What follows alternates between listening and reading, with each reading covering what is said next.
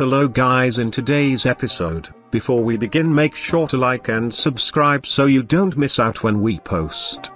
Dom cheats girl he swore he didn't like, so a bit of backstory here. I started D.S. dominant/submissive relationship with Dom. Things were great. Both of us are polyamorous, so I was aware of other partners. Fast forward to October, we both meet new sub. A young woman, he's 41, I'm 39, she's 22, kinda just drifting. Dom says even though he took her number, he's not interested, says she's shallow and doesn't know who she is, says she's generic and not interesting. He asks me to befriend her, be a person she could relate to. No problem. October 27th rolls around, and since our social circle is made up of gamers, Dom decides to host a DD game. I know new sub is into gaming, so I invite her. She's hesitant.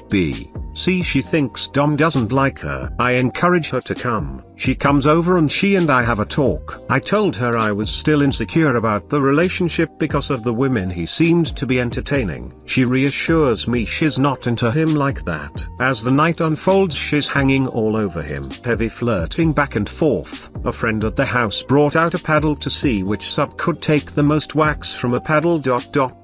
She took it too far and got hurt. She crawled into his lap crying and he held her there, intimately. I kinda lost it, got upset, separated myself from them. They both swore that it was innocent and I was overreacting. New sub called me jealous of her. Before she left, she told Dom that one thing she does with partners is wrestle with them. Then they got into a wrestling match in front of me. Naturally I got upset. The evening ends with her leaving, then texting everyone saying she doesn't want to be our friend. He tells me once again he's not interested in her. She says she doesn't feel safe around Dom, gives no explanation. He specifically asks me to not try and repair things with her. After all this, on November 3rd they start dating, 7 days after all the drama. Now for those not familiar with polyamory, the golden rules are honesty and communication. Not only does Dom hide the fact that he's dating new sub, not a DS relationship as we had, but he starts acting really shitty towards me. After blowing me off countless times, ignoring my phone calls, ignoring my very presence in his house, because he couldn't bring himself to tell me the truth. He does this so he doesn't have to be the bad guy and break up with me. We called things off after a pretty humiliating New Year's party at his house, so now it's February 29th, and Dom and I are invited to an event that encompasses a very large portion of our social circle. I know he's going to be there, but until this point I have no idea about his relationship with new sub. Well, he brought her as his date, and I was blown. The same girl he supposedly had no feelings for is now his GF, and they've been dating 3 months. I'm polite and cordial to them. She said she was nervous about going to the event. See, she knew she'd run into me and didn't know how I'd take the news of their relationship. I tell her don't worry about it, but I'm seriously pissed. Where was the honesty here? They both made me feel like I was crazy, pointing out their obvious attraction to each other. She has less to answer for than he does, but still, at the end of the night, they both invite me to a party at his place this Saturday. They both expressed interest in maintaining a friendship with me, which would benefit everyone since we share so many of the same friends. That said, I still want atonement for the hurt they put me through. Someone suggested I post this story from my wedding here, featuring my husband's important info. We decided to have a micro wedding, with just our immediate family there, around 10 people. We got married at a venue that is known for holding very large events, but we hired a smaller room there. My husband has a child with his ex, so sees her quite often for things related to my stepkid. We were always planning on inviting her to the wedding to see their kid all dressed up and to generally keep a good co-parenting relationship. Before we had invited her, she informed DH that she'd be there, and asked when and where it was. He was a little taken aback, but as we were planning on inviting her anyway, he just told her. On the day, she showed up to our morning ceremony wearing the shortest dress I've ever seen, over stockings and suspenders. The suspenders could be seen for a good 6 inches before the bottom of the dress, skyscraper heels, nightclub makeup, and costume jewelry. My father actually pulled me aside to ask who hired a stripper.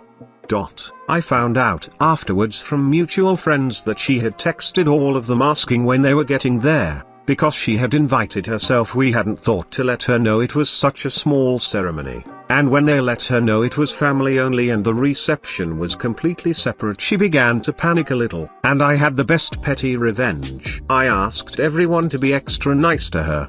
Every time she tried to sneak away, someone would engage her in conversation. She was extremely uncomfortable, and ended up sitting down with her coat covering her. The wedding went off without a hitch. I'm not sure what she expected to happen, but it all worked out fine in the end.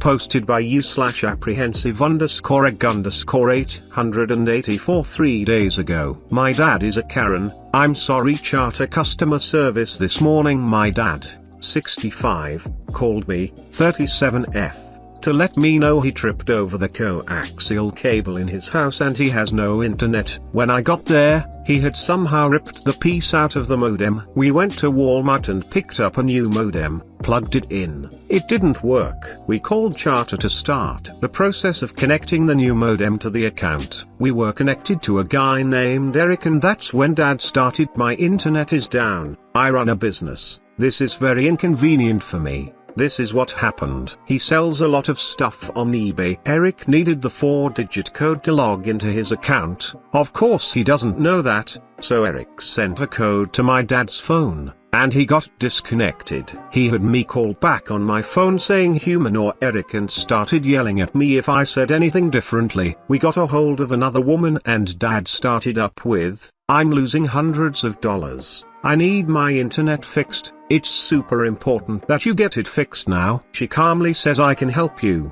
We go through some troubleshooting. It's not working and we're speaking computer language that Dad doesn't understand, which angers him more. We get transferred to someone else, I'm guessing a technician that has more button power. Dad starts up with his speech, this time angrier because he needs this working now. She asks him for his 4-digit code because she noticed he's not coded to own his own equipment and she needed to change something in the system. He starts yelling at her, "I don't know my code. I was talking to Eric. This is how I got disconnected the last time." Just on this tirade, the customer service rep asks for permission to send him a text and he says, "We live in the country, I don't get texts." After he calms down, I told her to text to see if it works, and within 30 seconds he has that text. At this point she asked him to be patient, she's got some stuff to check on.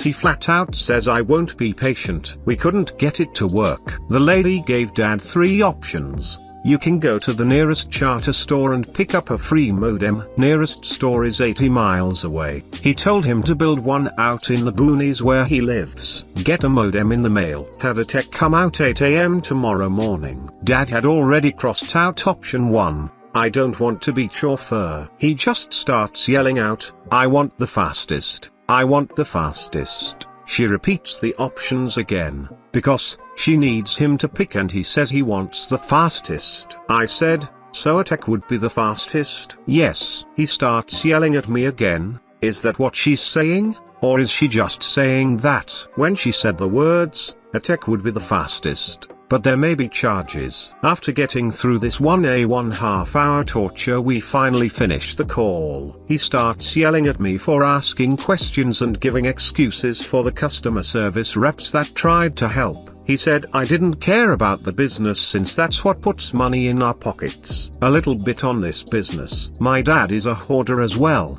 He's sick. I'm embarrassed for him and I try to clean, but I help him because he is sick. I feel really bad for the people that had to deal with us today. I'm really sorry, you shouldn't have to put up with that. Edit, the second woman was Andrea. I should have known that. That's my name too. I doubt this story will reach the 3 people that helped, but if there are thanks for sticking around till the end. Don't forget to subscribe for more like this.